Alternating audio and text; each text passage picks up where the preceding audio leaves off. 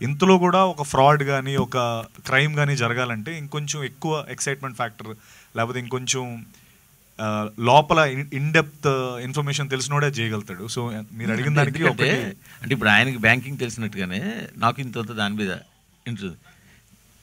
Suppose మీరు బ్యాంక్లో పనిచేస్తూ నా అకౌంట్లో లాగిన్ అయితే బ్యాంక్లో ఎంట్రీ ఉంటుంది, ఫలానా సత్యదేవ్ విఎస్మూర్తి అకౌంట్లో లాగిన్ అయ్యాడు ఫలానా టైంలో అని.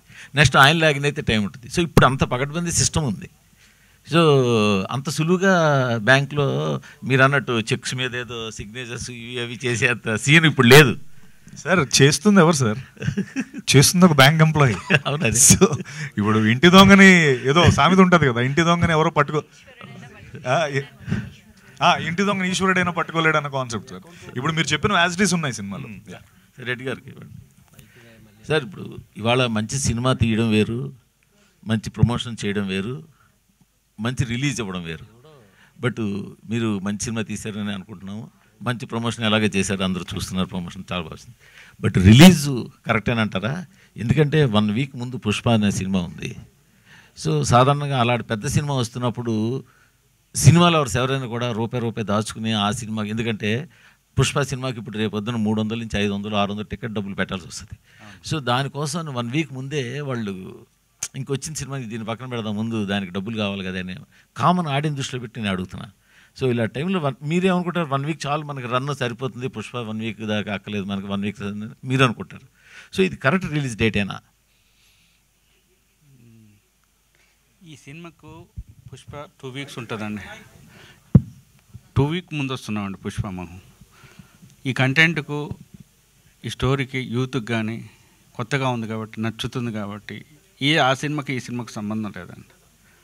ఎందుకంటే ఎవరికి ఉండే అంటే సినిమాలో ఉండే కంటెంట్ని బట్టి నచ్చుతుంది ప్రేక్షకులకు కానీ 100% ఎక్స్పెక్టేషన్స్ రావడం జరుగుతుందండి. థియేటర్కి వస్తారండి, 100% ఎక్స్పెక్ట్ చేస్తున్నాను వస్తారండి. సత్యదేవ్ గారు, నేను వెంకట్ ఇంటి సార్. మెగా హీరోల ఫంక్షన్స్కే మెగాస్టార్ రానంత బిజీ ఉన్న టైంలో మీ సినిమాకి మెగాస్టార్ గారు వచ్చారు. ఏంటి అంత ర్యాప్ ఎలా వచ్చింది మెగాస్టార్ గారితో? తమ్ముడు అని ఆయన అంత ఆప్యాయంగా పిలిచారు. ఏంటి అంత ర్యాప్ ఎలా వచ్చింది మెగాస్టార్తో? ఎలా వచ్చిందంటే అదేనండి, నా కోవిడ్ టైంలో నా ఫిల్మ్స్ అవి అన్నయ్య చూడడం, తర్వాత అక్కడి నుంచి అన్నయ్యతో నాకు సన్నిహితం స్టార్ట్ అయింది.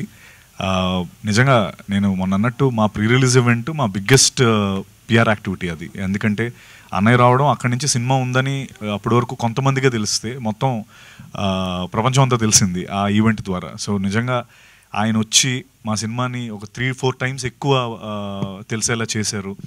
అండ్ నిజంగా అది నా మాటలో చెప్పలేను. ఎలా ఫీల్ అవుతున్నాను అంటే చాలా గొప్ప ఫీలింగ్ అండి. దాన్ని నేను మాటల్లో పెట్టి దాన్ని నేను వాల్యూ తీయలేను, కానీ అదే అది గుండెల్లో భద్రంగా దాచుకున్న ఫైర్ నేను ముందుకు తీసుకెళ్తూ ఇంకా మంచి సినిమాలు చేయాలనుకుంటున్నాను అంతే. గాడ్ ఫాదర్లో విలన్గా చేశారు. హీరో కంటే కూడా విలన్గా మీకు చాలా మంచి పేరు వచ్చింది. కానీ ఆ తర్వాత మళ్ళీ మీరు విలన్గా చేయలేదు. అంటే సెలెక్టెడ్గా ఓన్లీ హీరోగా చేయాలనుకుంటున్నారా లేకపోతే ఏంటి? అంతే కదా సార్. అంటే